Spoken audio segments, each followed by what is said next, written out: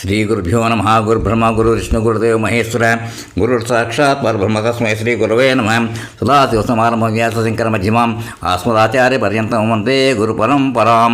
నారాయణం నమస్కృత్య నరం జీవనరోత్తమం దేవీం సరస్వతీ వ్యాసం తతో జయముదీరయేత్. అపార కరుణాసింధు జ్ఞానం శాంతరూపం శ్రీ చంద్రశేఖర్ గురుం ప్రణమాం. శ్రీ గురుభ్యో నమ. శ్రీ గురుభ్యో నమ. గణాధిపతయే నమ. శ్రీ శివభక్తి విలాసం పెరిగి పురాణ కథలు ఇవాళ అంటే ఎపిసోడ్ 33 చెప్పుకోవాలి. ఎపిసోడ్ 32 ఏం చెప్పుకున్నామంటే నాకు తెలియదు కాదు, దాన్ని లోకానికి వెల్లడి చేయడానికి ఈ ప్రయత్నం అంతా అని శివుడు అతనితో గొప్ప అనుగ్రహంతో పలికి ఆ భక్తేంగితవేత్త అయిన చాకలకి సాలోక్యముక్తిని ప్రసాదించి యోగేంద్రులకైనా దుర్లభమైన కైలాసములకు తిరిగి వెళ్ళాడు. ఇది భక్తిని నాణ్యం చేసి మరీ అనుగ్రహించి ఆ పరమేశ్వరులకు నమస్కారం. ఆరాధన స్వాతి నక్షత్రం చైత్ర చిత్ర మాసం ఇక్కడ దాకా చెప్పుకున్నాం. ఇప్పుడు ఎపిసోడ్ 33 చెప్పుకోవాలి. చండేశ్వరుడు శ్రీ అగస్త్యుడు. శ్రీ పరమేశ్వరుని గోక్షీరముతో అభిషేకించేవారు సమస్త పాపము నుండి నిర్ముక్తులవుదురు. దక్షిణ దేశమున మణి నిర్జరిణి నదీ తీరంలో ఆకాశంగాతటంలో స్వర్గం వలె ఒక పట్టణం ఉన్నది. స్కంద ప్రతిష్ఠితమే అది స్కందపురం అని ప్రసిద్ధి చెందింది. ఆ క్షేత్రంలో నివసించే వారంతా శివ అద్వైతులు, ఏకరస స్వరూపులు. వారి అర్ధనారీశ్వరుని ఆరాధనయే వారిలో ద్వైత భావనను నిరూపించడానికి అవకాశం ఇస్తోంది. జాగ స్వప్న సుషుప్త్యాది 3 అవస్థల్లో త్రిపుటిని అధిగమించిన వారు చతుర్వేద వేదాంత పండితులు, సాధనా చిత్త సంపన్నులు, పంచాక్షి జప పారాయణ పంచవాణను వంచువారు. యజనం యాజనం అధ్యయనం అధ్యాపనం జ్ఞానము దానము ప్రతిగ్రహము షట్కంలో నిరతులైన వారు. శమదమాది షట్ సంపన్నులు, అరిషడ్వర్గ విజేతలు, శుభచ్ఛేదాది సప్తజ్ఞాన భూమికలో ప్రకాశించు. అష్టమూర్తి అయిన శివుడే వారికి ఇష్టమూర్తి. నవద్వారపురాభిమానం నిర్జించి తమ జ్ఞానయశస్సే దశ దిశలను పవిత్రమర్చువారు. ఏకాదశి రుద్రాభిషేక నిరతులై ద్వాదశాదిత్యుల దీప్తిని ప్రార్థించిన వారు. ఉదాత్త స్వరిత ప్రచయాది త్రయోదశ స్వరార్థ వేత్తలు అయినటువంటి అక్కడ పండితులు దేవతా సమానులై చతుర్దశ భువనాల్లో విఖ్యాతులు స్మరణీయులు అయ్యారు. ఆ ఊర్లో యజ్ఞసిద్ధుడనే కాశీవగోత్రీకుడైన విప్రుడు విద్యాలక్ష్మి సంపన్నుడు గృహస్థుడు అయి ఉండేవాడు. వారికి శివప్రసాదం వలన షణ్ముఖుని మట్టి పుత్రుడు ఉదయించాడు.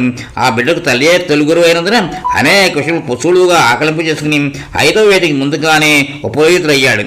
తరువాత గురుకులంలో గురుముఖత శాస్త్రం చదువుకుని ఏకగ్రాహి ఆవిడ చేత వేదశాస్త్రాలను చిన్న వయసులోనే ఆపోసన పట్టాడు.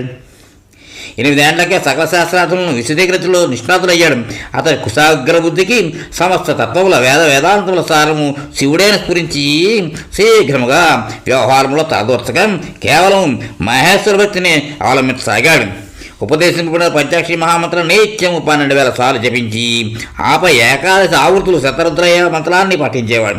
ఉభయ సంఖ్యల్లో సహస్ర గాయత్రి జప విధానాన్ని పూర్తి చేసేవాడు.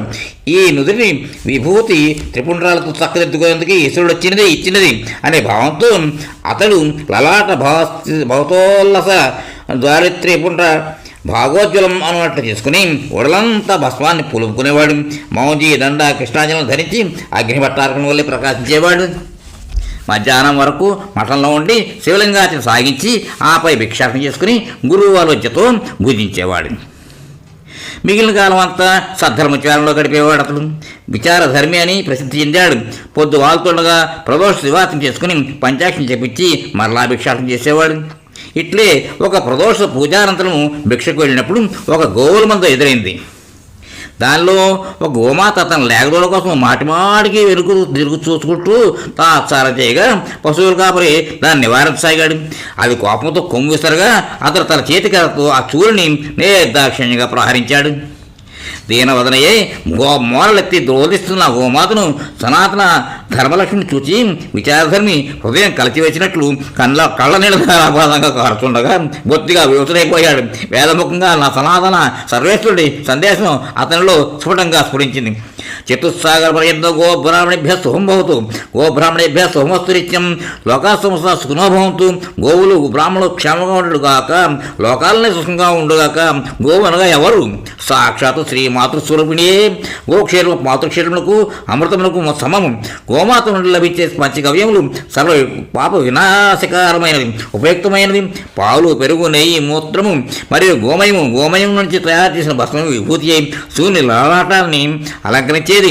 గోమూత్రం ఆయురారోగ్య వృద్ధికారి ఔషధము అని ఆయుర్వేదంలో చెప్పబడింది. గోక్షీరం, పెరుగు, నెయ్యి లింగాభిషేకం ఆవశ్యకమైనవి. ఇక బ్రాహ్మణులుగా ఎవరు? బ్రహ్మజ్ఞానం కలవాడు లేక అట్టి ఆశయంతో జీవించేవాడు. బ్రహ్మజ్ఞాని అహంకారమును వీడుట చేత అతని జీవితం కేవలం పరార్థమే అనగా ఇతరుల కొరకే, ఈశ్వర ప్రీత్యర్థమే. అతని ఉనికి మాత్రం చేతనే సమాజంలో శాంతి, సంతోషం వెళ్ళి వేయగలవు. ఆత్మనిష్ఠుడుకు సమాజమునకు మార్గదర్శి. గోవు, బ్రాహ్మణుడు రక్షింపబడి సుఖంగా ఉండట చేత లోకమెల్లా క్షేమంగా ఉండని అర్థవాక్యము. దీనికి తార్కాణంగా సర్వేశ్వరుడు గీతాచార్యుడైన శ్రీకృష్ణ భగవానుడు గోబ్రాహ్మణులను ప్రతి ఉదయం పూజించి సంరక్షించుటే. ఈ భావములన్నీ ఒక్కసారి ఊపిరిగొన్నట్లు స్ఫురించిన విచారధర్మి ధీరత్వం తెచ్చుకుని పశువుల కాపరిని తీవ్రంగా మందలించి గోమాతను ఓదార్చి ఇంటికి సాగనంపాడు. ఈ సంఘటన అతని మనోఫలకంపై తీవ్ర ప్రభావాన్ని కలిగించగా ఆ క్షణం నుండి గోరక్షణే తన జీవన పరమావధి అని నిర్ణయించుకున్నాడు. గోవుల కాపరిని వెడలగొట్టి తానే గోపాలుడయ్యాడు. పశువుల యజమానులను తన మొదటి వాక్కులచే ఒప్పించి వారి గోవులను తానే అడవికి తోలుకుని వెళ్ళసాగాడు. ఇందుకోసమే తన సమయానుగుణ నిత్యానుష్ఠానం సరిచేసుకున్నాడు.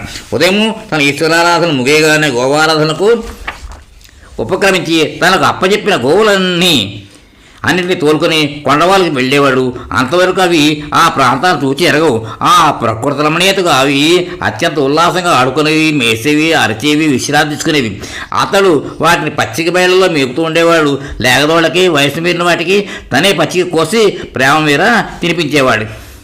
సన్న జనపాలతాల చలయాళ్లలో వాటిని కడిగి నీళ్లు తాగించేవాడు. ఎత్తైన చెట్ల నీళ్ళలో వాటిని విశ్రాంతి పుచ్చి వాటికి అంగడోళ్ళు గోకేవాడు. చివరిలో ఒంటి మీద ఉండే గోమాలను పీకేవాడు.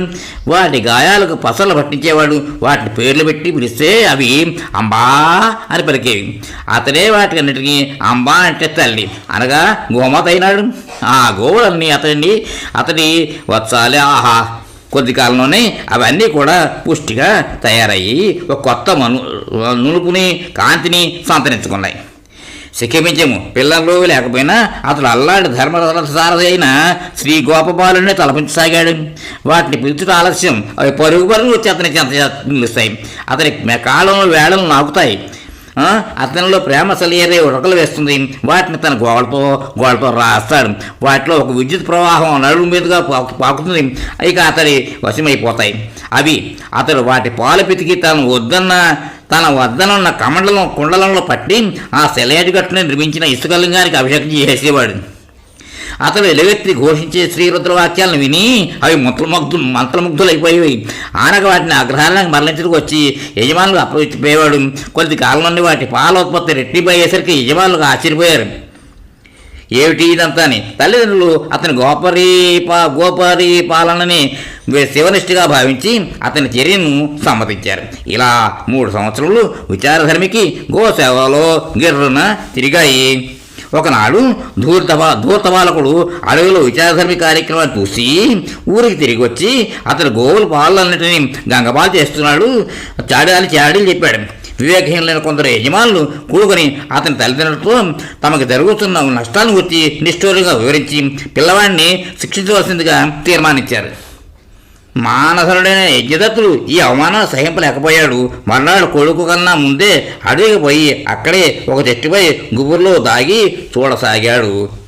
విచారధర్మి ఉషోదయాత్పూర్వమైన అగ్నిని వెలిచి తన అనుష్ఠానం ముగించుకుని లేగడ ఆవులను, ఒంటిత ఆవులను, కొండ పొదుగులు గల ఆవులను, కొండల కొలది పాలిచ్చు ఆవులను తోలుకుని అడవి చేరాడు. ఎప్పటి వెళ్ళి వాటిని చిక్కటి పచ్చికల్లో మేపి కొండవాగుల్లో జల్లకాలాడించి ఉండ్రములను కొంపరపిత్తులతో వాటిని శరీరాన్ని శుభ్రం చేసి నీటిని త్రావించి తన కమండలమును వాటి పొదువుల కింద కోండలను వాటి పొరుగుల కింద పెట్టి మెల్లగా గోగ్గానే అవి స్పర్శకు గంగవెర్లెత్తిన క్షీరగంగను ధారంగా వర్షించాయి. వాటిని కడవల్లో నింపి సెలయేటి కట్టిన దేవకాంచన వృక్ష మూలంలో సైకతలింగాన్ని నిర్మించి తన అభిషేక కార్యక్రమం ఆరంభించాడు. దాపులను లభించిన వింత వింత పూలు గరిక దర్భలు విల్వదళాలతో పూజిస్తూ గుమ్మ పాలతోటి అభిషేకం సాగిస్తున్నాడు.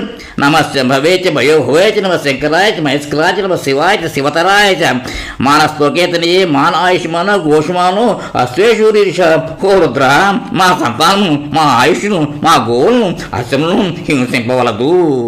ఆరాతే గోఘ్నం ఉతువూరఘ్నే క్షేతీరాయ నమస్తే అస్తు. హే రుద్ర, మా గోవులను పురుషులను వృత్తులను చంపునట్టి నీ క్రూర రూపము నుండి మా నుండి దూరంగా తొలగిపోగాక. మీ క్రూర రూపము మా నుండి దూరంగా తొలగిపోవుగాక.